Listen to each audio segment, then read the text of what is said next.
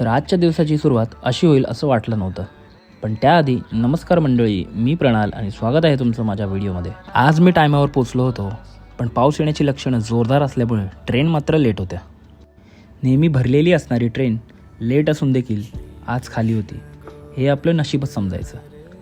गर्दीचा सामना करत शेवटी मुलुंड गाठलं. पावसाने आपला जोर धरायला सुरुवात मात्र केली होती. छत्री काढायला कंटाळा म्हणून धावत धावत रिक्षा पकडली आणि ऑफिसजवळ पोहोचलो. आपला ऑफिसचा सेटअप लावला आणि आलेल्या मेलची फाळणी केली. सोमवार आणि त्यात पाऊस म्हटल्यावर कॉफी तर झालीच पाहिजे.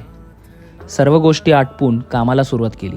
काही मीटिंग्स अटेंड केल्या आणि मग वेळ झाला पोटात भर घालायची. भर थोडी जास्त झाली म्हणून समतोल करण्यासाठी वॉकला निघालो. पुन्हा आपल्या जागेवर येऊन हाती असलेलं काम पूर्ण करायला घेतलं आणि तेवढ्यात आली गोष्ट कानावर जिची सर्वच वाट पाहत होते. पाऊस जास्त असल्या कारणाने दूर राहत असलेल्यांनी घरी निघून जावे. पोरांचा आनंद गगनात मावेना असा झाला होता. मजा आली, खूप मस्त वाटतं, भारी वाटतं, एकदम एक्साइटेड आहे. याला बोलतात खरी मजा, समजलं? पटापट सर्व आवरून झटपट रिक्षासुद्धा मिळाली. स्टेशनला पोहोचलो, पण ट्रेन मात्र लेट होत्या. गर्दी वाढत चालली होती, पण तेवढ्यात ट्रेन दुरून दिसली. टाईम कुठलाही असू द्या, गर्दीचा सामना तर करावाच लागतो. शेवटी डोंबिवली पोहोचलो.